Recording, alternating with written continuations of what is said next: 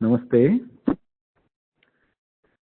सुरासुरा सेवित पाद पंकजा करे विराजत कमनीय पुस्तका विधेश्च पत्नी कमलासन प्रिया सरस्वती नृत्यतु वाची में सदा। तो सभी हमारे मान्य प्रतिभागी और हमारे सर इस कोर्स के जो हमारे मार्गदर्शक हैं प्रियव्रत मिश्रा सर, वो भी उपस्थित हो चुके हैं, प्रतिभागी भी उपस्थित हो चुके हैं। तो मैं अभी सर से निवेदन करता हूँ कि वो व्याख्यान प्रारंभ करें। महोदय, वयं भवन्तं द्रष्टुमपि शक्नुमः, श्रोतुं भवान् किमपि वदति? श्रूयते अपि श्रूयते। ओम् ओम् अस्तु, प्रारभ्यताम्। सरस्वती श्रुतिमहति महीयताम्। सभी श्रेष्ठ वरिष्ठ लोगों को प्रणाम। उपस्थित सभी प्रतिभागियों को मेरा यथोचित सम्मान। मित्रवर डॉक्टर दिपेश खटिया मेरा प्रणाम।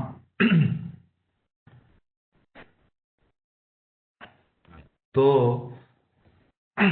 हम लोगों ने ये 2 दिन में वाच्य के विषय में चर्चा किया, जिसमें ये हम लोगों के सामने आया कि जो कथन की जो शैली है, हमारे अंतस्थ विषय का प्रतिपादन करने की जो वाक्य विन्यास है, उसी को हम वाच्य कहते हैं। जो बोलने योग्य है वही वाच्य है।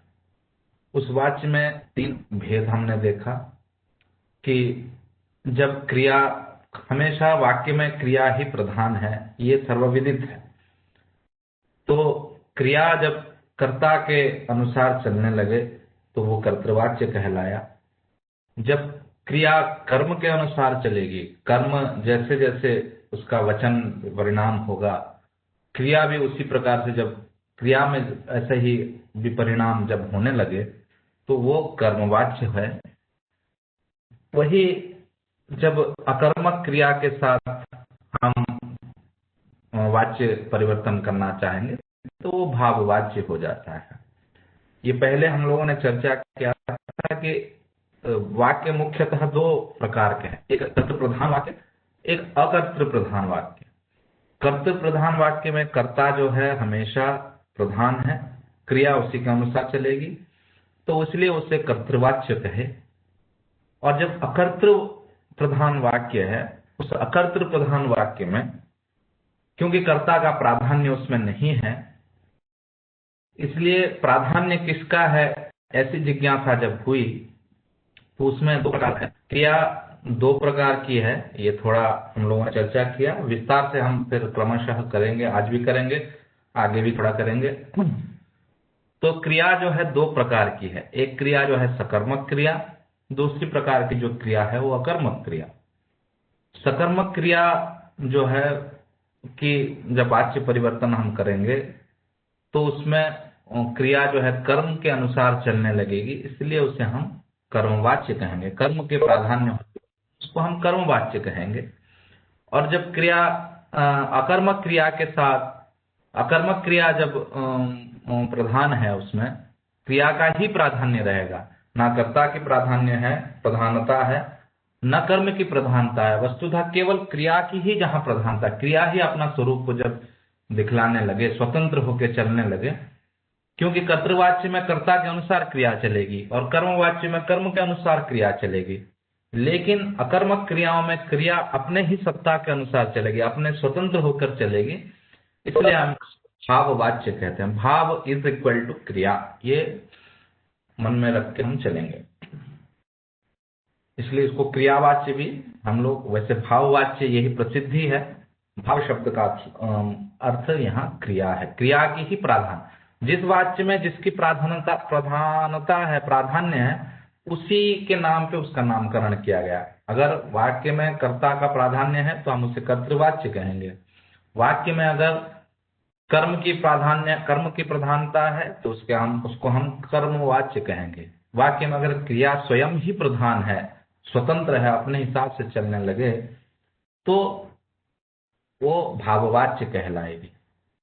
फर्क बस कर्म और भाव में बस फर्क ये रहेगा कि कर्मवाच्य में कर्म रहेगा और भाववाच्य में कर्म का अभाव होगा, ये दोनों। बाकी जो रूप परिवर्तन है, जो प्रक्रिया है, वो दोनों में समान है। कर्मवाच्य में कर्म की उपस्थिति है और भाववाच्य में कर्म का अभाव है। ये सामान्यतः एक पिक्चर है वाच्य के बारे में। तो हम थोड़ा चर्चा करेंगे इसके आगे कि है कर्मवाच्य क्या। तो मैं शेयर करूं दीपेश जी? हाँ करिए सर, करिए। हाँ, मुझे थोड़ा सूचना दीजिएगा, अगर दिखने लग जाए पीपीटी तो मुझे थोड़ा बता दीजिए। जरूर जी सर।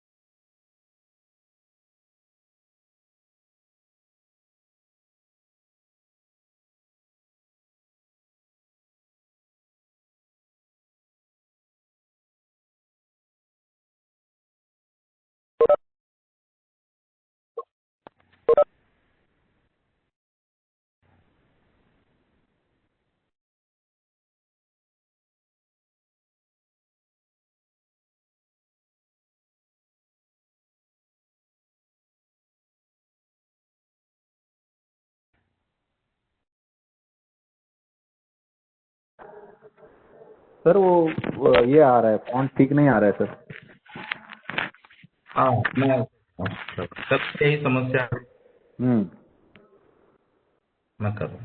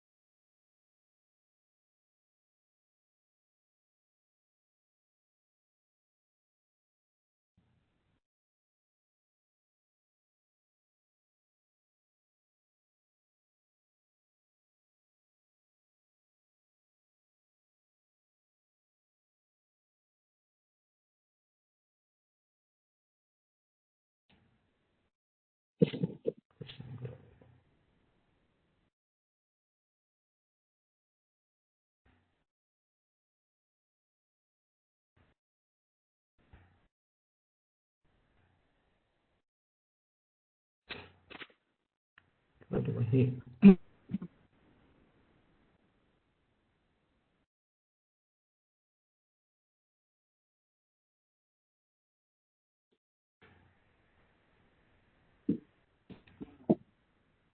हम्म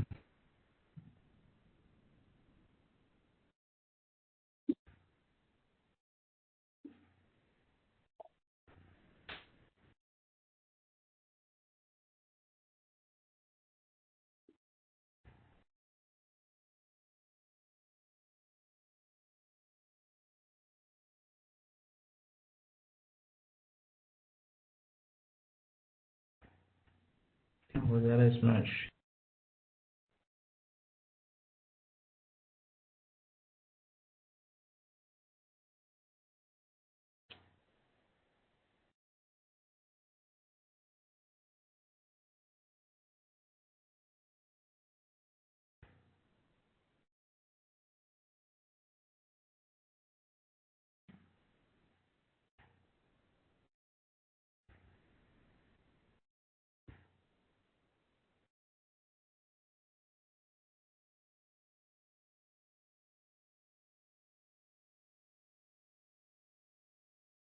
फिर वही दिख रहा है ना सर। कल अच्छा हो।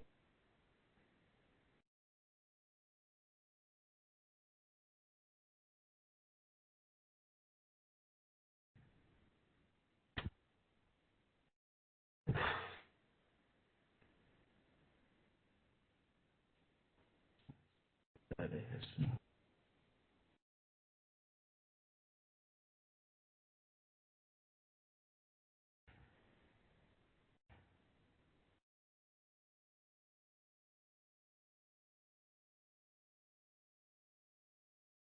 ये सब्जी क्या है अभी मेरा।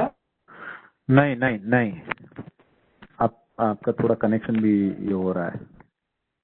Repair sir.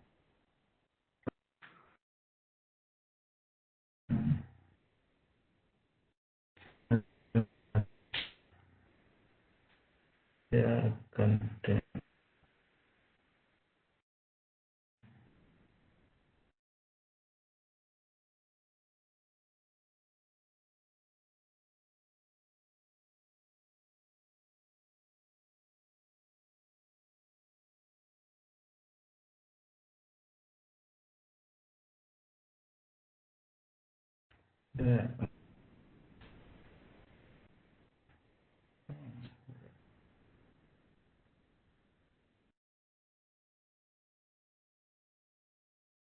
हाँ हाँ हाँ, अब देख रहे हैं हम लोग, अभी ठीक है। अभी क्या था।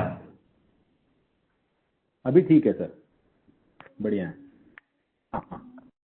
अभी देखा ना। क्षमतव्य हूँ ये। हाँ, हम लोगों के हाथ में होता नहीं है ये।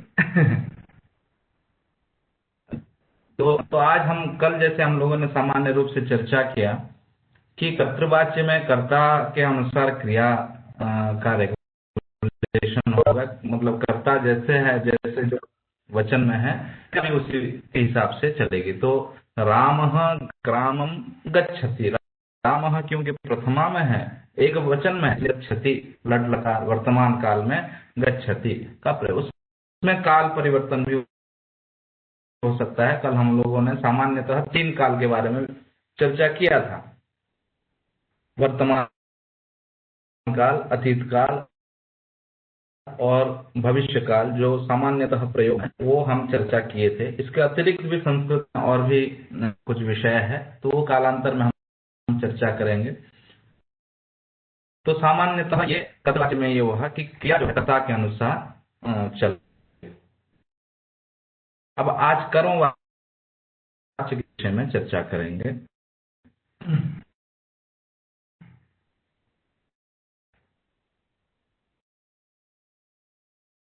तो आज विचारणीय है, ये मैं कुछ इसको कर्म वाच्य कहेंगे। सामान्यतः इसका लक्षण हम लोगों ने चर्चा कर ही, फिर भी एक बार और देख लेंगे उसको। संस्कृत में एक कहावत है, निर्बद्धम सुबद्धम भवति। चीजें बहुत अच्छा हो जाती है। इसलिए कर्मवाच्य क्या है, कर्मवाच्य का स्वरूप है, कर्म कैसे रूप में होता है। विभिन्न पुरुषों में, विभिन्न वचनों में, और भाववाच्य के बारे में भी, क्योंकि कर्म और भाव जो है लगभग समान है। केवल कर्मवाच्य में कर्म की उपस्थिति है, कर्म पद रहेगा और कर्म के अनुसार क्रिया होगी। भाववाच्य में क्या जो है वो हमेशा होकर रहेगा, वो हमेशा प्रथमा विभक्ति एक वचन में ही हो। बाकी जो विकृति है, परिवर्तन है, वो समान के समान ही होगा। हम ऐसे तो कर्मवाच्य है क्या? तो ये सामान्यतः कर्तृवाच्य में को देखे थे कि जब क्रिया का मुख्य संबंध आता है उससे हम करते हैं। संबंध तो सभी के साथ होगा, संबंध तो सभी के साथ होगा। ये बार बार हम चर्चा किए हैं, कारक में भी आप पढ़े हैं कि क्रिया के साथ सभी पदों का, सभी कारकों का संबंध है ही, पर मुख्य रूप से जिस वाक्य में, वाक्य विन्यास में मुख्य क्रिया संबंध कर्म का हो, क्रिया कर्म के अनुसार चलने लगे तो हम उसको कर्मवाच्य कहेंगे। कर्मवाच्य का स्वरूप क्या है? जो सेंटेंस फॉर्मेशन होगा, वाक्य विन्यास है, उसमें क्या होना चाहिए, अप्रोप्रिएट क्या होना। मुख्य रूप से वाक्य में तो कर्ता, कर्म और क्रिया, ये तीन पदों की उपस्थिति जो है एक स्टैंडर्ड वाक्य कहा जाता है। तो उसमें कैसे कहें? जैसे कर्तृवाच्य में हम लोगों ने चर्चा किया कि कर्तृवाच्य में कर्ता जो है हमेशा प्रथमा विभक्ति में हो, कर्म द्वितीया विभक्ति में हो, और क्रिया जो है कर्ता के अनुसार वो उसका रूप हो। अब कर्मवाच्य में यही बोल रहे हैं कि कर्मवाच्य में कर्ता हमेशा तृतीया विभक्ति में रहेगी, हमेशा तृतीया विभक्ति में रहती है। जैसे वहां मोहन प्रथमा में था, यहाँ मोहनेन, ये जो कर्ता कर्तृपद है वो हमेशा तृतीया विभक्ति में आ जाए, और जो कर्म पद वहां विभक्ति में थी वो अभी यहाँ कर्म प्रथमा में जाए, क्योंकि कर्म का प्राधान्य है यहाँ। वहां जैसे कर्ता का प्राधान्य होने से कर्मा प्रथमा में हो रहा था, कर्ता प्रथमा में हो रहा था। अब यहाँ कर्म की प्रधानता होने के कारण यहाँ कर्म प्रधान हो जाए और कर्ता जो है वो तृतीया हो जाए, और क्रिया जो है कर्म के अनुसार होगी। कर्म अगर एक वचन में है तो क्रिया भी, वहां कर्ता एक वचन होने पर क्रिया भी एक वचन हो रहा था। जैसे राम गच्छति, रामो गच्छतः द्विवचन हो जा रहा था, रामाः गच्छन्ति। तो कर्ता जैसे जैसे वचन में परिणाम हो रहा था कर्तृपद में, वैसे क्रियापद में भी वहां परिवर्तन हो जा रहा था। पर अब यहाँ ये नहीं, आप मोहनेन के साथ मोहनेन की जगह मोहने ही बोल दीजिए अथवा मोहनाभ्याम भी बोल दीजिए, तो उससे क्रिया को कुछ फर्क पड़ने वाला नहीं है। क्रिया को फर्क कब पड़ेगा? जब ग्रामः के जगह आप ग्रामो कर देंगे, कर्म पद को जब वचन परिणाम कर देंगे तो क्रिया में जो है गम्यते की जगह गम्य द्विवचन में प्रयोग हो जाएगा। यहाँ अगर द्विवचन, कर्म पद अगर द्विवचन हो गया तो क्रिया भी जो है द्विवचन में जाएगा। अगर ग्रामाः बहुत सारे गांव को जा रहा है तो यहाँ क्रिया में भी बहुवचन हो जाएगा, गम्यन्ते। तो मोहनेन ग्रामाः गम्यन्ते। तो इससे ये स्पष्टता आ गई कि क्रिया जो है कर्म के अनुसार यहाँ चलने लगे। कर्म में जैसे जैसे विपरिणाम आएगा, जैसे जैसे परिवर्तन आएगा, वैसे वैसे क्रिया में भी परिवर्तन आए। तो ये परिवर्तन किस प्रकार का है? तो विभक्ति के बारे में तो आप सामान्यतः कारक प्रकरण में जान ही लिए हैं, प्रथमा द्वितीया तृतीया सप्तमी तक ये पता है ही, रूप वगैरह, रामः रामो रामाः राम, ये सामान्यतः सबको अंदाजा है ही। अब यहाँ जो है, जो क्रिया में परिवर्तन हो रहा है, उस परिवर्तन का क्या मूल मंत्र है, इसको हम थोड़ा देखेंगे। तो कर्मवाच्य में क्रिया रूप में जो परिवर्तन है, आप मूल धातु, क्योंकि कोई भी जो पद होता है उसमें दो एलिमेंट हैं, दो पदार्थ हैं, एक प्रकृति होता है, एक रॉ होता है प्रकृति, और उसके साथ एक प्रत्यय मिल जाता है, तो दोनों मिलके जो है एक पद को निर्माण करते हैं। तो मूल धातु के साथ यकार जोड़ दीजिए और उसके परे ते प्रत्यय जोड़ दीजिए, आत्मनेपद प्रत्यय इसको कहा जाता है। तो जब कर्मवाच्य करेंगे अथवा आगे भाववाच्य भी करेंगे तो क्रियापद में इस प्रकार के परिवर्तन आपको देखने को मिलेगा। मूल धातु जो मूल रूट है, उस रूट के साथ यकार को जोड़िए और यकार के साथ वो परे ते जोड़िए। एक वचन में है ते, नहीं तो एते हो जाएगा, फिर अंते, ऐसे परिवर्तन आत्मनेपद क्रिया में जैसे रूप चलते हैं, सेवते, सेवेते, सेवन्ते, वैसे गम्यते, गम्येते, गम्यन्ते, इस प्रकार से आत्मनेपद के रूप के जैसे सभी धातुओं का रूप चलेगा। ये नहीं कि जो परस्मैपदी है उसका रूप परस्मैपदी चले और जो आत्मनेपद हो वो आत्मनेपद चले, ऐसी बात नहीं है। यहाँ कर्मवाच्य जब हो जाएगा तो सभी धातु के रूप जो है आत्मनेपदी रूप के जैसे चलेगा। तो आप ते, एते, अंते, से, जैसे सेवते, सेवेते, सेवन्ते, सेवसे, सेवेथे, सेवध्वे, सेवे, सेवावहे, सेवाम, जैसे आत्मनेपद का रूप स्वरूप बनता है वैसे ही स्वरूप यहाँ अलग अलग रूप में बनेगा। तो मूल जो क्रिया में परिवर्तन आ जा रहा है वो है कि मूल धातु प्लस उसमें यकार जोड़िए और ते प्रत्यय, एक वचन में ते, द्विवचन में एते और बहुवचन में ते, ऐसे करके जोड़ते चलिएगा। तो यही परिवर्तन कर्मवाच्य में जो क्रिया में जो परिवर्तन आ जा रहा है। तो आप अगर बोल रहे हैं कि रामः विद्यालयं गच्छति, अब इसको अगर आप बोले कि इसको चेंज कीजिए, पैसिव वॉइस में बोलिए, कर्मवाच्य में बोलिए, तो आप क्या जो स्वरूप हम दिखाए, अब राम जो करता था उसको आप तृतीया में ले आइए, रामेण हो गया। वहां जो विद्यालय था उसको प्रथमा में ले आइए तो विद्यालय हो जाए, तो रामेण विद्यालय। और वहां जो गच्छति था, अब यहाँ जो है गच्छति में मूल धातु गम था, उस गम के साथ यकार जोड़िए तो गम्य हो गया, और फिर उसके परे ते जोड़ दिए तो गम्य थे। तो इस प्रकार से क्रिया में परिवर्तन हो जाएगा। तो जो पहले जो वाक्य था रामः विद्यालयं गच्छति, अब इसमें जब चेंज करेंगे तो यहाँ रामः के जगह रामेण, विद्यालयम के जगह विद्यालयः प्रथमा, वहां द्वितीया, यहाँ प्रथमा, और वहां गच्छति के जगह यहाँ गम्यते, पठ्यते, लिख्यते, हस्यते, कथ्यते, ये सारे जो है आत्मनेपद के रूप के जैसे कर्मवाच्य में रूप चलेंगे। किसी को कोई भी कहाँ भी समस्या हो तो आप निसंकोच पूछिए, उसमें निशंक होकर पूछिएगा, उसमें कहीं भी संकोच करने की आवश्यकता नहीं, आपका डाउट क्लियर हो जाना चाहिए। सर इस पे कर्ता अगर बहुवचन है तो क्रियापद कैसे आएगा, फिर से एक बार समझाइए। हाँ, वही मैं बोला ना, कर्ता के एक वचन, द्विवचन और बहुवचन से क्रिया को कोई फर्क पड़ने वाला नहीं है, फर्क पड़ेगा कर्म के वचन विपरिणाम में। वही बोले ना, अगर रामाः है तो रामे ही अगर आप बोल भी देंगे, बहुत सारे राम जा रहे हैं, तो वहां गम्यन्ते नहीं होगा। वहां अगर विद्यालय एक है तो वहां गम्यते ही होगा। तो मान लीजिए बहुत सारे राम जा रहे हैं, जैसे रामाः विद्यालयं गच्छन्ति, कर्तृवाच्य में वाक्य है मान लीजिए। अब उसको कर्मवाच्य में जब परिवर्तन करने जाएंगे तो रामाः क्योंकि बहुवचन है तो उसको बहुवचन में लाना है कर्ता को, तो राम ही करेंगे। पर विद्यालय जो कर्म था वो क्या है, एक वचन है, विद्यालयम एक वचन में था वो, तो यहाँ जब परिणाम करेंगे परिवर्तन तो एक वचन में विद्यालय, तो रामे ही विद्यालय गम्यते ही होगा, क्योंकि विद्यालय कर्म जो है एक वचन में है, भले ही कर्ता बहुत बहुवचन में हो, क्योंकि यहाँ क्रिया जो है कर्म के अनुसार चलेगी। तो कर्म अगर एक वचन में है तो क्रिया भी एक वचन हो। अगर यहाँ मान लीजिए कि विद्यालय बहुत विद्यालय, तो यहाँ रामे ही विद्यालयाः तब गम्यन्ते होगा। अगर विद्यालयाः हो गया तब गम्यन्ते होगा।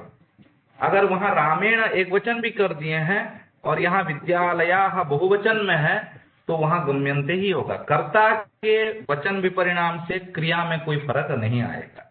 यहाँ कर्म अगर एक वचन, द्विवचन, बहुवचन हो तो क्रिया भी एक वचन, द्विवचन, बहुवचन ऐसे परिणाम होगा। कर्ता के एक बहुत्व में क्रिया का बहुत्व नहीं हो। धन्यवाद, स्पष्ट है ना जी? हाँ, ठीक। तो इस प्रकार से मूल धातु में आप यकार जोड़िए और उसके पर ते जोड़ दीजिएगा वो प्रत्यय है ते एते अंते, उसको भी एक चार्ट बना के हम डाल सकते हैं। तो ये जोड़ सकते हैं, एक वचन में ते एते अंते ऐसे करके हम क्रिया रूपों को, कर्मवाच्य में जो क्रिया रूप बनेंगे उसको हम बना सकते हैं। तो इस प्रकार से मूल धातु प्लस यकार प्लस ते, ये सामान्यतः हर धातु में ये से परिवर्तन होगा। और कर्तृपद जो है हमेशा तृतीया विभक्ति में ही रहेगी, चाहे वो एक वचन में रह सकता है, द्विवचन में रह सकता है, बहुवचन में रह सकता है, उससे कोई फर्क नहीं है। कर्म हमेशा प्रथमा विभक्ति में रहे, उसमें भी वचन, अगर कर्म में अगर एक वचन है तो क्रिया भी एक वचन होगा, और अगर कर्म द्विवचन है तो क्रिया भी द्विवचन होगी, और कर्म अगर बहुवचन है तो क्रिया में भी बहुवचन हो जाएगा। तो इस प्रकार से ये वाक्य का स्वरूप कर्मवाच्य में रहेगा। अब कुछ विशेष जो धातु में परिवर्तन है, सामान्यतः विशेष तो बहुत है, पर जो सामान्यतः नित्य व्यवहार ये विषय जो है उसमें मैं कुछ यहाँ दिखाना चाहूंगा। जैसे धातु तो अनेक हैं, कम गम पठ हस्त लिख क्रीड, बहुत सारे धातु हैं, उसी से क्रिया तो है, अनेक क्रियाएं हैं। तो धातु यदि इकारांत अथवा उकारांत हो तो उसका दीर्घ हो जाता है। जब आप उसको कर्मवाच्य में लाएंगे तो वो जो अगर ह्रस्व इकारांत धातु होगा, अगर ह्रस्व उकारांत धातु होगा, तो जब आप उसको कर्मवाच्य में करने जाएंगे, परिवर्तन करने जाएंगे, तो वो जो ह्रस्व था वो दीर्घ हो जाए। जैसे उदाहरण के लिए मैं एक दो धातु यहाँ दिया हूं। जैसे एक धातु है जी धातु, जी जय है, जय अर्थ में विन, तो जयति जयतः जयंते ऐसे रूप बनता है उसका। अब इस जी धातु को जब आप कर्मवाच्य में परिवर्तन करने जाएंगे तो फॉर्मूला तो वही रहेगा, मूल धातु जी है, उसके परे यह आ जाएगा, उसके परे ते आएगा, फॉर्मूला वही रहेगा। लेकिन जी जो ह्रस्व इकारांत धातु था, वो ह्रस्व इकारांत, अब इकार क्या हो जाएगा, दीर्घ हो जाएगा, जीयते, जीयते।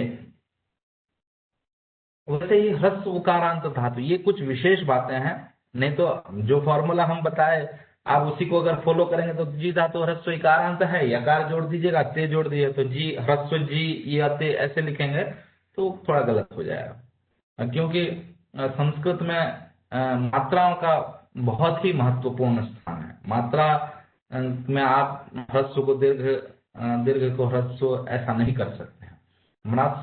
मात्राओं में बहुत महत्व है। अगर ह्रस्व के स्थान पे दीर्घ लिख देंगे या दीर्घ के स्थान पे ह्रस्व लिख देंगे तो वो अशुद्ध माना जाता है। जो कि आजकल हिंदी में बहुत सारे ऐसे विकृतियां आ गई हैं। जैसे आजकल मैं एक शब्द देखता हूँ, वो आशीर्वाद, आशीर्वाद में रेप शकार के ऊपर लगे या वकार के ऊपर लगे, ये स्पष्टता लोगों में नहीं है। कोई शकार के ऊपर लिख देता है, कोई वकार के ऊपर लिख देता है। तो ये जो लेखन शैली है, ये थोड़ा भाषाओं में और सुधार होने की जरूरत है। कृपया को आजकल लोग कृपया लिखने लग गए हैं, बोलते बोलते हिंदी में, क्योंकि कृपया कृपया ऐसे बोलते बोलते अब प को आधा करने लग गए हैं। लिखते वक्त भी कृपया धीरे चलें, ऐसे कहीं हाईवे में बोर्ड में मैं देखा था। तो ये बात संस्कृत में थोड़ा अशुद्ध माना जाता है। आप ह्रस्व के स्थान पे दीर्घ लिखें, दीर्घ के स्थान पे ह्रस्व लिखें तो वो अशुद्ध माने जाए। तो इसलिए ये इस बात को ध्यान देना जरूरी है, जब कर्मवाच्य में आप परिवर्तन करने जा रहे हैं तो मूल धातु अगर ह्रस्व इकारांत है अथवा ह्रस्व उकारांत है, तो जब आप उसमें वाच्य परिवर्तन करने जाएंगे तो ह्रस्व के स्थान पे दीर्घ जी अगर ह्रस्व है तो जी दीर्घ हो जाएगा। श्रु धातु, श्रूयते, हम शृणोमि, मैं सुन रहा हूं, मया श्रूयते, मया श्रूयते, मेरे द्वारा सुना जा रहा है। तो यहाँ श्रु जो मूल धातु ह्रस्व उकारांत था, अब वो धातु जब कर्मवाच्य में करने जाएंगे तो जो श्रु था वो क्या हो गया, अभी दीर्घ श्रूयते हो गया। तो ये कुछ विशेष बात है। सर धातु यदि इकारांत अथवा उकारांत हो तो उसका दीर्घ हो जाता है, तो कभी ऐसा बनता है कि ये जो ईकारांत या उकारांत धातु है उसमें ही दीर्घ हो पहले से, तो तब तो आपको कोई समस्या ही नहीं है, उसमें तो कोई समस्या है, वो तो दीर्घ ही रहेगा, उसमें कोई समस्या नहीं है। बात है ह्रस्व इकारांत उकारांत में उसको दीर्घ होगा। ओके। हाँ, दीर्घ इकारांत है तो आप उसमें कोई परिवर्तन नहीं होगा, वो दीर्घ है ही पहले से, इसलिए उसमें कोई परिवर्तन नहीं होगा। ओके, स्पष्ट है, क्लियर है? हाँ जी। हाँ ठीक है, आगे बढ़े फिर, है ना। कुछ धातुओं में जो विकृतियां आएंगी जो सामान्य प्रयोग में है, मैं उसको थोड़ा दिग्दर्शन दे दूं ताकि आपको आगे जब आप अभ्यास करेंगे तो उसमें आपको परेशानी नहीं हो। नहीं तो आप सामान्य रूप से उसी फॉर्मूला को अगर फॉलो करने लग जाएं, धातु प्लस य प्लस ते, तो क्या हो जाएगा कि अब ये जो विशेष बातें हैं ये इसके लिए वो शब्द आपके गलत हो जाएगी, क्योंकि मैं पहले से ही बोला कि मात्राओं की बड़ी मात्रा है, आवश्यकता है और बहुत ही महत्वपूर्ण बात है संस्कृत में, इसलिए इसको ध्यान जरूर देना है। ह्रस्व इकारांत धातु, ह्रस्व उकारांत धातु का कर्म वाच्य में ह्रस्व का दीर्घ हो जाता है। और विशेष बात है धातु के विषय में, क्योंकि कर्म वाच्य में मतलब क्रिया का ही परिवर्तन है कि शब्द रूप में जो आप देखे हैं वो तो प्रथमा का तृतीया हो जाना और कर्म पर जो द्वितीय था प्रथमा हो जाना, वो तो आप कर ही लेंगे। धातु में जो परिवर्तन आ जाता है उनको आप देखिए, कुछ धातु के आ को ई हो जाता है, कुछ ऐसे आकारांत जैसे दा धातु है, पा धातु है, ये जानते हैं आप, दा धातु ददाती देने अर्थ में, पा धातु पिबती पीने अर्थ में, स्था है उसका स्थिति रूप बनता है रहने अर्थ में। तो ऐसे कुछ आकारांत धातुएं हैं, उस आकार के स्थान पे दीर्घ इकार, उस आकार के स्थान पे दीर्घ इकार आदेश हो जाएगा। बाकी फॉर्मूला वही है, यकार आ जाएगा, पी आ जाएगा, उसमें कोई परिवर्तन नहीं है। पर जो दा आ था उस आ के जगह में अब ई आके दी हो जाएगा। तो अहम ददामी,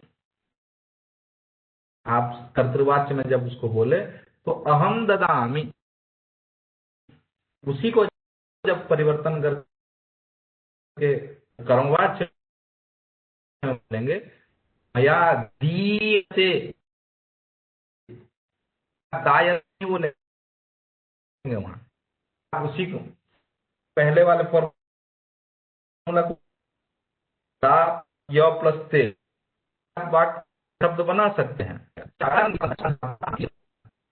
तो मया दीयते, फिर नहीं, मया दीयते, अहम जलम पिवामी, मैं जल पीता हूं, उसको जब परिवर्तन करेंगे तो मया जलम पीयते, पा जो आकार था मूल धातु में आ जो था वो अब क्या हो गया, पी होगा, ई हो गया।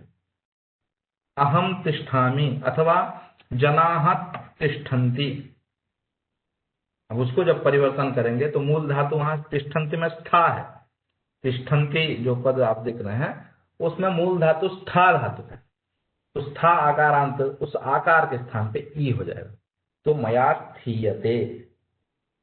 तो इस प्रकार से कुछ आकारांत धातुओं का आकार के स्थान पे ईकार आदेश हो जाएगा। स्पष्ट है साहब? ये जो कुछ आकारांत धातु के आ को ई हो जाता है, तो ये जो ये पहले से डिसाइडेड है, इसका कोई चार्ट होगा कि इतनी धातु? हाँ, तो एक सूत्र है, मैं उसको चार्ट बना भी सकता हूँ। एक ये जैसे मैं 3 धातु आपको देखा, 5-6 धातु ऐसे ही हैं। एक धा धातु है, धारण अर्थ में होता है। मैं उसको नहीं तो फर्दर मैं आपको एक चार्ट बना के ही ग्रुप में डाल दूंगा, है ना। 5-7 धातुएं हैं, उस धातुओं के आकार को इकार हो जाता है। ठीक है, ठीक। तो 3 धातु तो मैं आपको उदाहरण के तौर पे दिखाई दिया हूं, और 3-4 धातु हैं, मैं उसको एक चार्ट करके मैं आपको दिखा दूंगा। क्योंकि ये वो बाकी जो धातुएं हैं वो भी हैं, पर नित्य व्यवहार में वो धातु कम ही आते हैं, वो ग्रंथ में ज्यादा प्रयोग होते हैं, इसलिए मैं नित्य व्यवहार ये जो धातु है उसी को उदाहरण तौर पे लिया हूं। जो आपको वाक्य विन्यास करने में सुविधा हो जाए। ठीक है ना? ठीक। तो इस प्रकार से आकारांत का आकार का ईकार आदेश हो जाता है। अब ऋकारांत धातु का री बन जाता है। ऋकारांत जो धातु है उस ऋकार की जगह में री आदेश हो जाता है। जैसे कृ धातु, आप जानते हैं करोति, कुरुतः, कुर्वन्ति इत्यादि रूप बनता है। उसको जब कर्मवाच्य में परिवर्तन करने जाएंगे तो वो जो है कृ जो रू था उस रू का री क्री हो जाएगा। तो कृ मूल धातु कृ था, अब री रू को हटा के री जोड़ देंगे तो क्री बन जाएगा। फिर य ते तो ये यूनिवर्सल है, ये हर जगह जुड़ेगा। तो क्रियते, तो अहम कार्यम करोमि, अहम कार्यम करोमि। मया, अहम की जगह में मया तृतीया हो गया कर्मवाच्य में।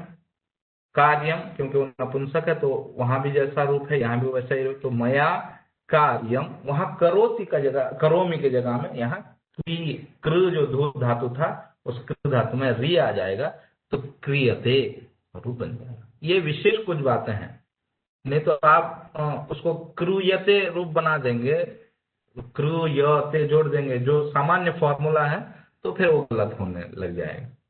तो ये ऋकारांत धातुओं के विषय में है कि ऋकारांत जो धातु हैं उनमें ऋ की जगह में री आदेश हो जाएगा। मृ धातु है मरणार्थक, तो वहां मृ जो रू है उसके जगह में भी री आदेश हो जाएगा। तो म्रियते, तो इस प्रकार से ऋकारांत धातु का ऋकार, ये विशेष परिवर्तन है, ये ध्यान रखिएगा।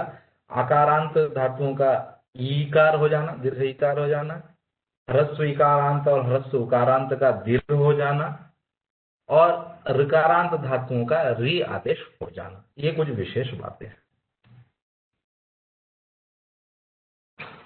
और कुछ बातें विशेष परिवर्तन में जो आ रहे हैं, क्योंकि कर्मवाच्य और भाववाच्य में विशेष क्रिया में ही विशेषता है, बाकी उसमें परिवर्तन में तृतीया कर्तृपद हमेशा तृतीया में हो और कर्मपद हमेशा प्रथमा में हो, ये फिक्स्ड है। परिवर्तन केवल क्रियाओं में जो हो रही है उसको हम थोड़ा चर्चा करेंगे। तो कुछ ऐसे वकारादि धातु है, वद धातु है वदति, वच धातु है वक्ति, वस धातु है वसति, ऐसे कुछ वकार, सभी वकारादि धातु ने, इन कुछ वकारादि धातु में, इसका भी मैं एक चार्ट बना के आप लोगों को दे दूंगा, जो कुछ लिखा हूं उसको मैं और स्पष्ट करके बता दूंगा।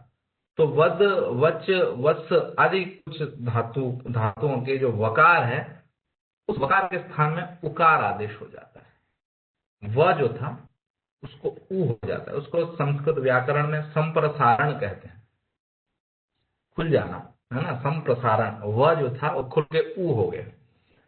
तो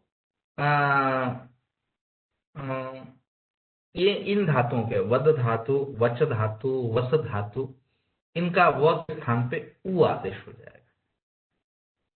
तो वद धातु अहम वदामि, अहम वदामि, इसको अगर अहम पाठम वदामि मान लीजिए, कर्मवाच्य में बोले तो अहम पाठम वदामि, इसको परिवर्तन करेंगे तो अहम की जगह में मया हो गया, अथवा सह बोलेंगे तो तेन, तो मया पाठम जो द्वितीय था उसका प्रथमा हो जाए तो पाठः, मया पाठः। अब जो वद था उस व के स्थान में उ आ जाएगा, उ तो वद उद हो गया। अब उद के परे य जुड़ दीजिए, अते जुड़ दीजिए तो उद्यते, तो मया पाठः उद्यते, मया पाठः उद्यते, इस प्रकार से परिवर्तन हो जाएगा। वैसे ही वच धातु है, वच धातु ये भी कहने अर्थ में, वच परिभाषणे धातु है कहने अर्थ में, यहां भी जो वकार था उस वकार के स्थान में उकार आदेश हो जाएगा। तो व च जो था अब उच यते जुड़ जाएगा उच्यते। वैसे ही वस में उच्यते, उत्सव का श भी हो जाता है, वो विशेष है। पर ये मूलतः ध्यान देना है कि वकारादि जो ये धातुएं हैं इनका व के स्थान पे उकार आदेश हो जाना, ये भी कर्मवाच्य में एक विशेष है। अब कुछ काल में चर्चा करेंगे, क्योंकि कर्तृवाच्य में हम काल के विषय में थोड़ा चर्चा किए थे, 3 काल को मुख्यतः लिए थे, जिसमें मैं पहले ही कल ही बताया था कि काल को यहाँ लकार इस अर्थ में बोला गया है। तो वर्तमान काल में लट लकार का प्रयोग होता है। तो गोविंदः ग्रंथम पठति, ये कल हम वाक्य देखे थे, गोविंदः ग्रंथम पठति, ये कर्तृवाच्य में है।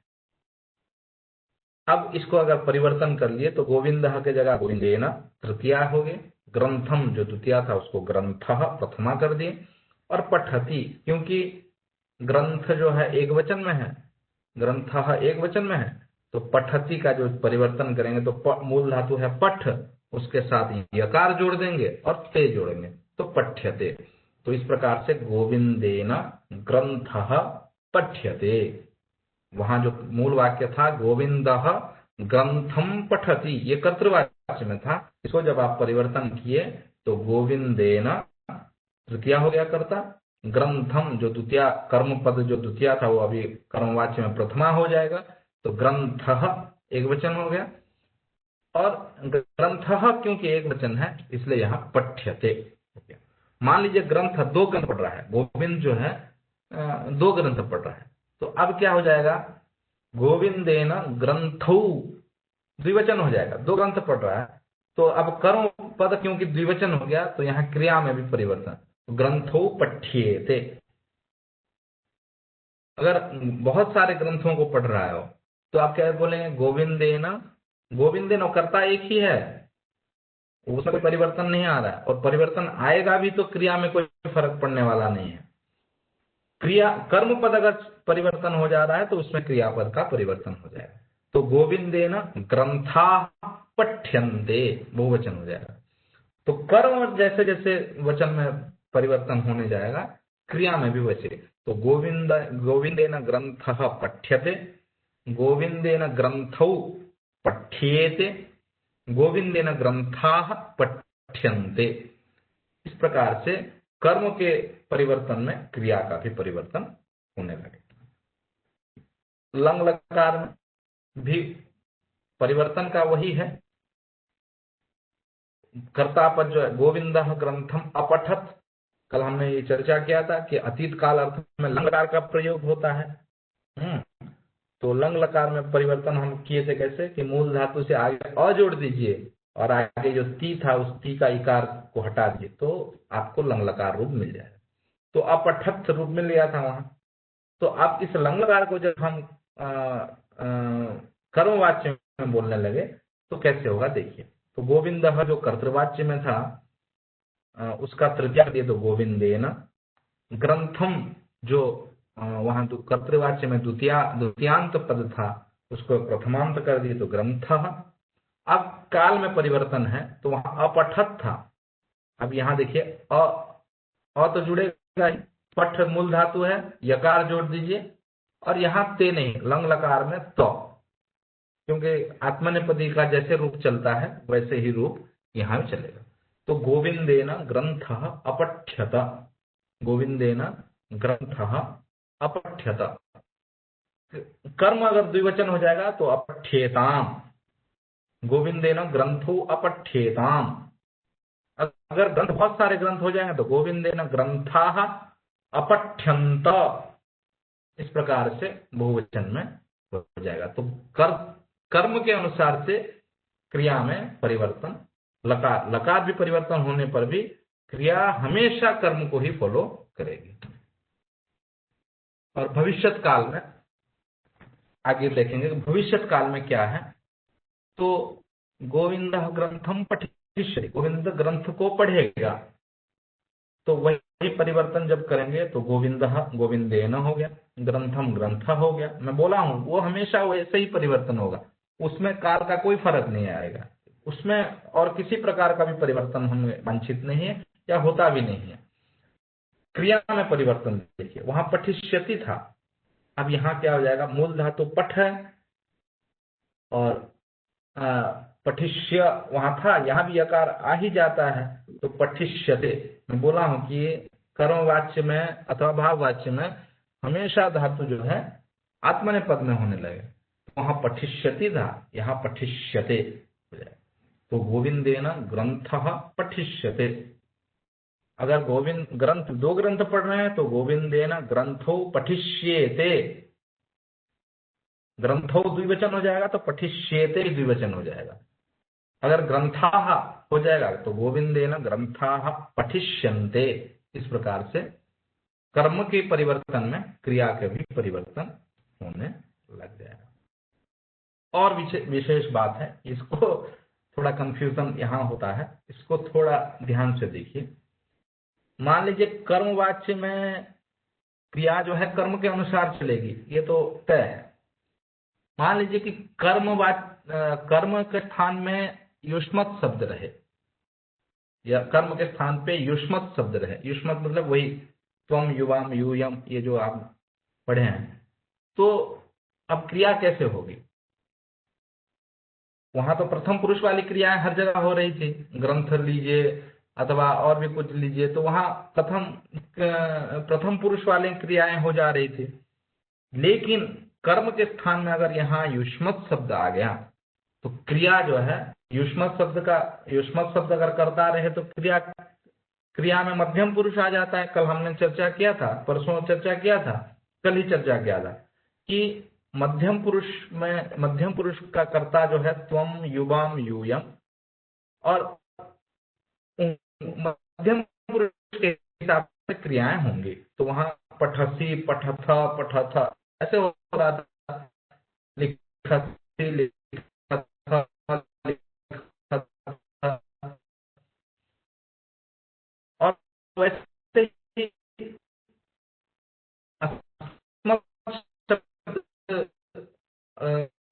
करता हो अहम, आवाम, वयम, वहां क्रिया जो है पुरुष हम प्रथम पुरुष के लिए है लगभग वाम यू रहेगा। कार्य जो क्रिया पठसी होगा, तुम लक्षसी होगा, तुम लिखसी होगा, मध्यम पुरुष वाले कर्ता होंगे। ये हम कल कर्तृवाच्य में चर्चा किए थे। अब यहाँ कर्मवाच्य में हम देखेंगे कि कर्म के स्थान पे अगर तुम आ गया है, युष्म शब्द आ गया है, तो क्रिया, क्योंकि क्रिया के अनुसार चलने वाली है, यहाँ कर्मवाच्य में क्रिया कर्म के अनुसार चलने वाली है। तो कर्म के स्थान में अगर तुम गया,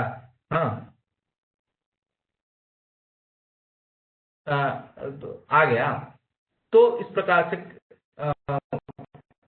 जो क्रिया होगी वो क्रिया भी जो है मध्यम पुरुष के हिसाब से चलेगी, क्योंकि कर्तव्य जो है मध्यम पुरुष का करता है, तो क्रिया भी जो है मध्यम पुरुष का होने लगा। तो राकेशः त्वाम पश्यति, राकेश तुम्हें देखता है। अब यहां जब परिवर्तन करेंगे तो राकेशः कर्ता तो तृतीया होना ही होना है, राकेशेन, वहां त्वाम जो द्वितीयांत कर्म पद था युष्मत शब्द का, त्वाम, त्वम युवाम यूयम, त्वाम द्वितीया है त्वाम। अब ये क्या प्रथमा हो जाएगा, कर्म प्रथमा हो जाएगा तो त्वम हो गया। अब ये प्रथमा कर्म जब त्वम आ गया तो ये त्वम मध्यम पुरुष वाला त्वम है, मध्यम पुरुष कर्ता त्वम है, तो अब ये क्रिया क्या है, मध्यम पुरुष वाली क्रिया हो जाएगी। तो राकेशेन त्वम दृश्यसे, अब यहाँ त्वम दृश्यते नहीं कहेंगे आप, क्योंकि कर्म के स्थान में त्वम आ गया है, युष्मत शब्द आ गया है। बाकी कोई भी शब्द आता है तो उसमें हमेशा प्रथम पुरुष का क्रिया लगाइए, उसमें कोई परिवर्तन नहीं आएगा। लेकिन कर्म के स्थान में अगर तुम युष्मत शब्द वाला शब्द आ जाए तो आपको मध्यम पुरुष वाली क्रिया लाना पड़ेगा। ये विशेष है, ध्यातव्य है, इसको ध्यान में रखना जरूरी है, नहीं तो इसमें काफी जो है कंफ्यूजन हो जाता है। आप यहाँ राकेशेन त्वम दृश्यते नहीं कहेंगे, क्योंकि जिसको राकेश के द्वारा कौन दिखाई दे रहा है, त्वम, आप दिखाई दे रहे हो, तो आप में जो क्रिया है वो मध्यम पुरुष वाली क्रिया होगी। तो राकेशेन त्वम दृश्यसे, मान लीजिए दो हैं, तुम दोनों को देख रहा है, राकेश तुम दोनों को देख रहा है, तो यहाँ त्वम की जगह में युवाम हो जाएगा, राकेशेन युवाम, यहाँ युवाम द्विवचन वाला क्रिया हो जाएगी। तो दृश्य से दृश्ये थे, राकेशेन त्वम दृश्ये थे। अगर यहाँ बहुवचन वाले तुम लोगों को राकेश देख रहा है, राकेशेन यू दृश्यध्वे, इस प्रकार से रूप बनने लगे। तो ये अवश्य ध्यान रखिएगा कि कर्म के स्थान में बाकी जो भी आ जाए प्रथम पुरुष में ही क्रिया होगी, लेकिन युष्मत शब्द आ जाए तो क्रिया मध्यम पुरुष वाली क्रिया हो जाएगी। और इसी में अगर अस्मत् शब्द वाला रूप आया, अहम आवाम वयम, ये माम मां आवाम, माम आवाम अस्मान, ये रूप आने लग जाए तो यहाँ उत्तम पुरुष वाली क्रिया आ जाएगी। कर्मवाच्य में यदि कर्म स्थान में अस्मत् शब्द रहे तो क्रिया उत्तम पुरुष की हो जाएगी।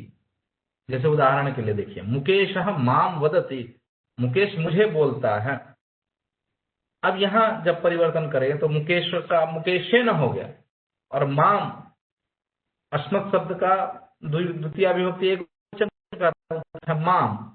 अब उस माम कर्म स्थान में जो कर्म पद है उसका प्रथमा हो जाना है, तो माम का प्रथमा अहम हो गया। अब कर्म स्थान में अहम आ गया तो क्रिया जो है प्रथम उत्तम पुरुष वाली क्रिया आ जाएगी। तो मुकेशेन अहम उद्य, अब यहाँ मुकेशेन अहम उद्यते नहीं होगा क्योंकि कर्म में अहम बैठा हुआ है, तो अहम जो है उत्तम पुरुष का करता है, तो यहाँ क्रिया जो है उत्तम पुरुष वाली क्रिया आ जाएगी। तो मुकेशेन अहम उद्ये, मतलब मुकेश के द्वारा मैं बोला जा रहा हूं। तो इस प्रकार से इस दो विषय, केवल अस्मत् और युष्मत् शब्द के बारे में थोड़ा ध्यान दे दीजिए। बाकी जहां जो भी कर्म स्थान में रहेगा उसमें प्रथम पुरुष का ही प्रयोग होगा। गम्यते गम्यते गम्यन्ते, इसी तीन में ही होगा। पठ्यते पठ्येते पठ्यन्ते, लिख्यते लिख्येते लिख्यन्ते, हस्यते हस्येते हस्यन्ते, हस धातु तो आगे आएगा भाववाच्य में। तो इस प्रकार से प्रथम पुरुष का तो प्रयोग ज्यादा है। केवल ध्यान वहां देना है, कर्म स्थान में अगर युष्मत् शब्द आ गया तो क्रिया मध्यम पुरुष वाली क्रिया होगी। कर्म स्थान में अगर अस्मत् शब्द आ गया तो क्रिया जो है उत्तम पुरुष वाली क्रिया होगी। ये दो विषय को अगर ध्यान रख लेंगे। हाँ सर, ये मुकेश माम वदति वो कर्तुवाच्य है या कर्मवाच्य है? कर्मवाच्य है ना, कर्तृवाच्य ना। मुकेश वदति है ना, क्रिया जो है वदति क्रिया है। हाँ, ये कर्तृवाच्य ही है। ओके, तो जो हाँ जो कर्मवाच्य में यदि कर्म स्थान में अस्मत् शब्द रहे तो क्रिया उत्तम पुरुष की होगी। तो क्लियर। तो कर्मवाच्य में यदि कर्म स्थान पे अस्मत्, तो कर्तुवाच्य में यदि कर्म के स्थान पे अस्मत् हो सकता है? कर्तुवाच्य में माम तो अस्मत् शब्द ही का है ना। माम जो आप बोल रहे हैं वो अस्मत् शब्द का ही तो माम है। अहम आवाम वयम माम, द्वितीय विभक्ति एक वचन का रूप है माम। ओके ओके, तो ये जो पहला वाला जो सेंटेंस है मुकेश माम वदति, वो कर्तृवाच्य है, राइट? तो ऊपर जो हमने हेडिंग लिखा है कर्मवाच्य में यदि कर्म स्थान में अस्मत् शब्द रहे तो क्रिया उत्तम पुरुष की होगी। तो एक कर्मवाच्य वाक्य नहीं है, तो कर्तुवाच्य में वो ठीक है। उसमें वो कर्तृवाच्य में यदि कर्म स्थान में अस्मत् रहे तो उससे परिवर्तन हो जाए। कहने का मतलब ये है कि जब कर्तृवाच्य को कर्मवाच्य में करने जाएंगे आप, कर्तृवाच्य वाक्य को जब कर्मवाच्य में करने जाएंगे तो कर्तृवाच्य में अगर कर्म स्थान में अस्मत् शब्द रहेगा तो मैं हेडिंग वो कर्मवाच्य के स्थान पे कर्तृवाच्य आएगा ना हेडिंग में? हाँ, वो कर लीजिए, कर्तृवाच्य आएगा, कर्तृवाच्य। ठीक है, थैंक यू। तो इस प्रकार से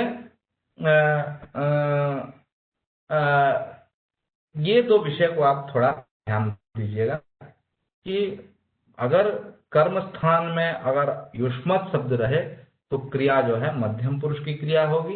वचन परिवर्तन हो सकता है, मैं बोला त्वम होगा तो दृश्यते होगा, युवाम होगा तो दृश्येथे होगा, यूयम होगा तो दृश्यध्वे हो जाएगा, मध्यम पुरुष वाली क्रिया हो जाएगी। अहम है तो उद्य हो गया। आवाम मुकेशेन आवाम, हम दोनों को मुकेश बोल रहा है तो मुकेशेन आवाम उद्यावहे, मुकेशेन आवाम उद्यावहे, मुकेश के द्वारा हम दोनों बोले जा रहे हैं। तो यहाँ आवाम द्विवचन हो गया तो यहाँ उद्यावहे हो जाएगा। यहाँ अगर मान लीजिए वयम हो गया, मुकेशेन वयम, हम लोगों को मुकेश बोल रहा है तो मुकेश के द्वारा हम लोग बोले जा रहे हैं तो मुकेशेन वयम उद्यामहे, मुकेश के द्वारा हम लोग बोले जा रहे हैं। तो कर्म जैसे है क्रिया भी वैसे ही होगा। तो ये दो स्थल को आप विशेष रूप से ध्यान देंगे तो बाकी जितने भी होंगे वो सारे प्रथम पुरुष की क्रियाएं होंगी, उसमें आपको कोई समस्या नहीं आएगी। बस इस दो विषयों को थोड़ा ध्यान, अस्मत् और युष्मत् शब्द के बारे में। कर्म स्थान में अगर युष्मत् आ गया तो मध्यम पुरुष वाली क्रिया, और कर्म स्थान में अगर अस्मत् शब्द आ गया तो उत्तम पुरुष वाली क्रिया होगी। ये थोड़ा ध्यान दें। तो इस प्रकार से कर्मवाच्य के विषय में थोड़ा हम लोग चर्चा किए। थोड़ा भाववाच्य में विषय में भी थोड़ा चर्चा करते हैं, क्योंकि कर्म और भाव में कोई परिवर्तन विशेष तो है नहीं। कर्मवाच्य में कर्म रहेगा और भाववाच्य में कर्म नहीं रहेगा, क्योंकि अकर्मक क्रियाओं से ही भाववाच्य होता है। ये हम लोगों ने चर्चा कर ही लिया है। तो परिवर्तन बाकी जैसा है वैसा ही, जैसे मूल धातु प्लस यकार प्लस ते। और ये इसमें और एक बेनिफिट ये है कि हमें इसमें कोई परिवर्तन क्रिया में नहीं होगा, एक हमेशा कांस्टेंट प्रथम पुरुष का एक वचन रूपी क्रिया ही हमेशा रहेगी, उसमें कोई परिवर्तन होने वाला नहीं। तो भाववाच्य में कर्ता तृतीया विभक्ति में कर्म का अभाव रहता है और क्रिया सर्वदा प्रथम पुरुष एक वचन में रहती है। हाँ, तो मोहनेन क्रीड्यते, क्रीड धातु जो है अकर्मक क्रिया है, तो इससे भाववाच्य बनेगा। तो क्रीड्यते मोहनेन, मोहने ही क्रीड्यन्ते, मोहने मान लीजिए बहुत मोहन खेल, बालक ही मान लीजिए बालक, बहुत बालक खेल रहे हैं, तो बालक ही बहुवचन कर दिएंगे तो क्रीड्यन्ते बहुवचन नहीं करना है, क्रीड्यते ही रहेगा, बालक ही क्रीड्यते। ये आपको बहुत ही सुविधा है भाववाच्य में, हमेशा प्रथम पुरुष का एक वचन, क्रीड्यते भूयते, ऐसे ही। हाँ, तो इस प्रकार से मोहनेन क्रीड्यते, राकेशेन हस्यते, ये जितने भी अकर्मक वाली क्रिया हैं उससे भाववाच्य। बाकी प्रोसेस जो है वो सेम है, मूल धातु प्लस यकार प्लस ते, ये प्रोसेस सेम है। इसमें कर्म पद रहेगा ही नहीं, क्योंकि अकर्मक क्रिया, देखिए यहाँ कर्म आ ही नहीं सकता है। तो अब ये अकर्मक कौन, इसको कैसे जानेंगे? तो एक मैं छोटा सा लिस्ट बना दिया हूँ, उसको आप थोड़ा फॉलो करेंगे तो आपको समझ में आ जाए कि इन धातुओं से भाववाच्य ही बनेंगे, इसमें कर्मवाच्य बन ही नहीं सकता है। लज्जार्थ जो धातु है, लज्जार्थ में जो धातु है तो उससे जो है भाववाच्य ही बनेंगे। तो लज्जते, हरि धातु एक है, हरि लज्जाया, तो उससे भाव ही बनेगा, हरियते। सत्तार्थक जो धातु है, सत्ता मतलब स्थिति, होना, इस अर्थ में, तो वो भी भाववाच्य, वो भी अकर्मक क्रिया है, इसलिए भूयते। अथवा एक धातु है विद धातु, रहने अर्थ में, तो वो भी अकर्मक क्रिया है, विद्यते। भूयते, अस् धातु है, अस्ति स्तः सन्ति, उसका भी रूप भूयते ही होता है। भू धातु का भी भूयते होता है और अस् धातु का भी भूयते ही होता है। स्थीयते, स्थित्यर्थक जो धातु है वो भी स्थीयते। जागरणार्थक, जागरण अर्थ में जो धातु है, जागृ धातु है, वो भी अकर्मक क्रिया है, उससे भी भाववाच्य ही बनेंगे। तो जागरियते, मया जागरियते, मेरे द्वारा जगा जा रहा है। वृद्ध्यर्थक जो धातु है, वृद्धि बढ़ने अर्थ में, वो भी अकर्मक क्रिया है, उससे भी भाववाच्य ही होंगे। वृद्ध्यते, एद धातु एक है वृद्ध्यर्थक, एध्यते।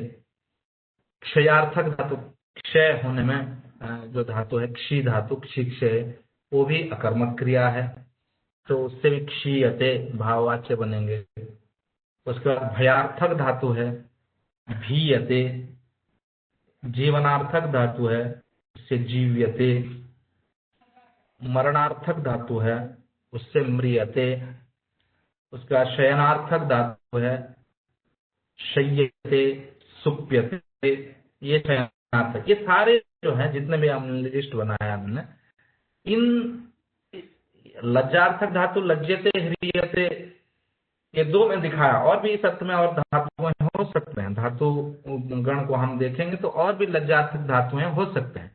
मैं केवल दो धातुओं को यहाँ आपको दिखाया। लज्जा के अर्थ में जितने भी धातु होंगे, एक अर्थ में अनेक धातुएं हो सकते हैं। गम धातु गत्यर्थक धातु है।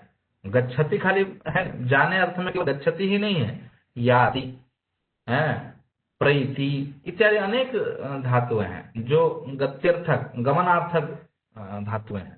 तो एक अर्थ में अनेक धातुओं का प्रयोग होता है। तो लज्जार्थक जो धातु हैं वो हमेशा जो भी धातु होंगे, लज्जा में जो भी धातु होंगे वो सारे अकर्मक धातुएं हैं और उससे भाववाच्य ही बनेंगे। प्रोसेस वही है, बल्कि इसमें सुविधा यह है कि कर्म तो रहेगा ही नहीं, इसलिए क्रिया में कोई परिवर्तन भी नहीं आना है।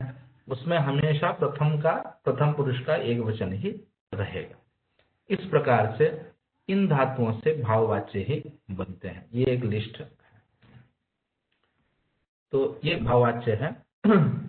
इस प्रकार से कर्मवाच्य और भाववाच्य दोनों में लगभग समानता है। खाली कर्मवाच्य में का अभाव रहेगा और क्रिया जो है कर्म के अनुसार चलेगी, और भाववाच्य में कर्मवाच्य में कर्म रहेगा और क्रिया जो है कर्म के अनुसार चलेगी। भाववाच्य में कर्म का अभाव रहेगा और क्रिया जो है हमेशा प्रथम पुरुष का एक वचन रूपी क्रिया होगी। ये आज का विषय था। इसमें अगर किसी को कोई शंका है तो जरूर पूछें। मैं जब भी भगवत गीता का श्लोक पढ़ता था, न जायते म्रियते वा कदाचिन्नाय भूत्वा भविता वा न भूयः, तो मुझे प्रश्न होता था कि म्रियते क्यों लिखते हैं, लेकिन आज मुझे पता चला कि म्रियते। Yes thank you. ठीक है। ये कुछ सामान्य है। हाँ बोले।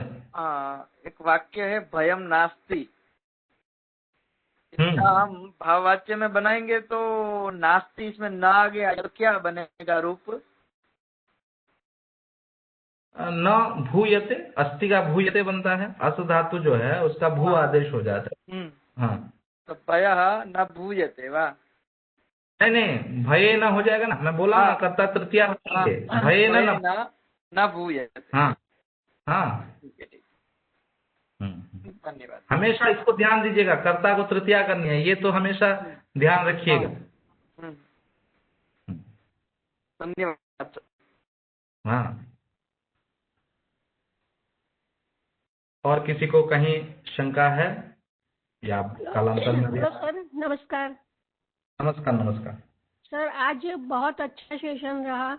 कर्मवाच्य और भाववाच्य से बहुत कॉन्सेप्ट मेरा क्लियर हो गया। धन्यवाद। चलिए, थैंक यू। और भी हम अभ्यास करेंगे। अगले सोम मंगल बुधवार को भी हम लोगों का सत्र है, उसमें इसको, क्योंकि ये सैद्धांतिक विषय था, इसको और उदाहरण के माध्यम से इसको और अभ्यास करेंगे हम लोग।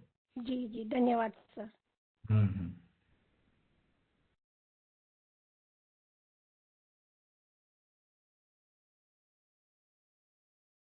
और कोई किसी को कोई शंका है या? दीपेश जी? तो बस वही सर, अगर कुछ ओके, तो प्रश्न तो नहीं आ रहे हैं सर, और तो आज की कक्षा हम पूर्ण करें सर, आपकी अनुमति हो तो? नहीं जरूर, तो सदैव। चलिए तो मैं कल्याण मंत्र पढ़ता हूँ और इसके साथ हम आज की कक्षा पूर्ण करते हैं, और फिर अगली कक्षा जो है वो पुनः सोमवार को होगी। तो सोमवार को 6 बजे मैं एक बार स्मरण भी कराऊंगा, आपको भी कराऊंगा, प्रतिभागियों को भी 5 बजे के आसपास एक स्मरण करा लूंगा। हाँ ठीक। अस्तु। सर्वे भवन्तु सुखिनः, सर्वे सन्तु निरामयाः, सर्वे भद्राणि पश्यन्तु, मा कश्चित् दुःखभाग् भवेत्। ओम शांति शांति शांति। तो सर आपका बहुत बहुत धन्यवाद, और प्रतिभागियों का भी सभी का धन्यवाद।